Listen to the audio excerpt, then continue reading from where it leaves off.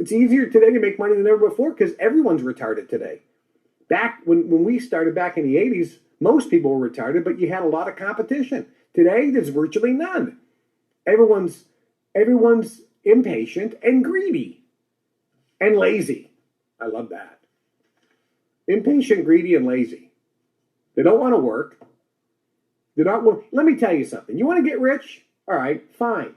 Are you home? Were you home last night watching TV? Were you in front of your freaking computer? All right, you're never going to get rich. You want to get rich? You have a job? Have a job? You work from 9 to 5? Really? Okay, you work from 9 to 5, you get home at 6? Yeah, okay. You want to get rich? Let me tell you the reality. Get your ass out of your house, leave your house, and go build a business. You shouldn't be home until 11 o'clock every night and work Saturday and Sunday. Do that for a freaking year. Then talk to me, baby. Don't say, oh, me and my rich friends have money. Let me tell you something. Me and my rich friends do have money because we worked every night. And to this day, last night at 11 o'clock, KT was working.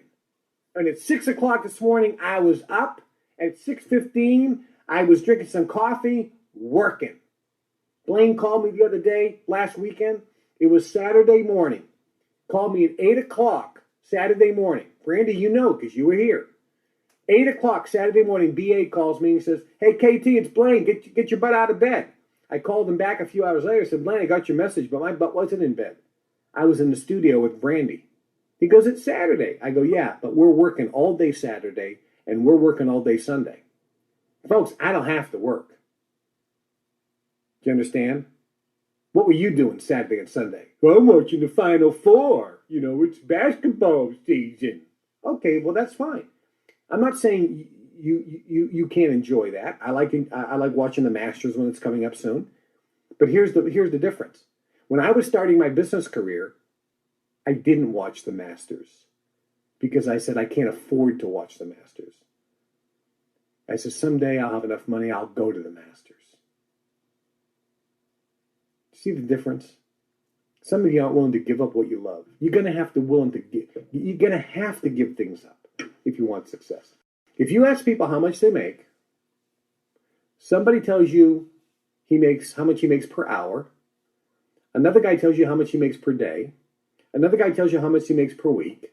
Another guy tells you how much he makes per month. And another guy tells you how much he makes per year. What's the difference? The guy who tells you how much he makes per year makes the most money. The guy who tells you how much he makes per hour makes the least. Are you paying attention? See, your thinking is too short term. If you're broke, you don't see the big picture. You're not a long-term thinker. You don't have the right mentality. You're living paycheck to paycheck, and you're thinking from hour to hour, day to day, week to week, or month to month.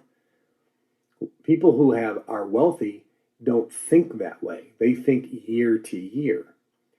The wealthier a person is or will be is dependent upon their range of thinking, the timeline.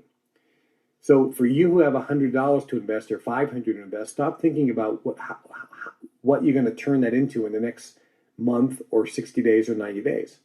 Start thinking of, how am I going to start turning this into a fortune in the next 5 years? You see, if you can understand that, if you start looking at a 5-year plan, that $100 can be significant. When I started my first business, in the mail order business, guess how much I started with? I started with $50. $50 that I earned from being a newspaper boy. And I was also a clown and a professional magician. I was a professional clown and a professional magician. I also played the organ at a Methodist church, and I got paid money to play the organ on Sunday at the Methodist church. So I took the money from my paper route. I also shoveled snow. I also pulled weeds in the winter, in the summer. I was a professional clown performing at birthday parties and a magician, and I was playing the organ. So I was collecting money, and I used the money, and I started with $50. And I took that $50 and I put it into a bank account with my very first company called Collegiate Enterprises International. I put that money in there and I said, okay, I'm not going to take any money out for myself. This is going to be my seed corn, my seed money, and I'm going to turn this into more money, which I'm going to in turn turn into more money. I took that and I put together a business plan, a plan of action. I was mailing out some letters. I went into the mail order business, and I spent that $50 on mail. Within 3 weeks, I had returned back money. Around $150 came in, but I had to pay for the printing. I had to pay for the postage. I had to pay for the product. And after I paid everything, guess how much money was left in my bank account? $75. So with that $50, in about a month, I had made a net profit of $25, which was a huge, it's a 50% return on my investment. And then I said, I just did the math. I said, if I can crank this down from instead of a month to maybe 2 weeks and just continue to pyramid my profits, how much money am I going to have a year or 2 years from now? Oh my gosh. Folks, do you realize I made $1 million net profit before I was 18 using this method? And I didn't spend a penny of it. I kept reinvesting it and reinvesting it. I had long-term thinking. And it happened faster because I had long-term thinking. See, many of you don't understand sacrifice. As I was building that, I wasn't spending a penny. I was reinvesting that money into my business. Many of you are in a business of your own. Maybe you have a network marketing company or something, and you're doing something, and you keep wanting your lifestyle to change today. You keep spending your money. Oh, I bought a new car. You bought a new car. You're an idiot. You're starting a business. You sell your freaking car. You don't buy a new car. You sell it and get a cheaper car and take that extra money and put it into your business. That's what you're supposed to do. See, if you have, some of you start your own MLM business or whatever. And even if you make a little money, I've talked to people, well, my check is around $400 a month. Oh, that's terrific. So what are you doing? Well, I just bought a new car because I can afford a bigger payment. I go, are you an idiot? Are you retarded? No, what you're supposed to do is if you had a car, you sell the car, you buy a cheaper car, take the extra money, and you invest it back into your business that's giving you the profits. Don't eat your seed corn. Sacrifice for a year. That's how you get it going. Nobody's willing to do this.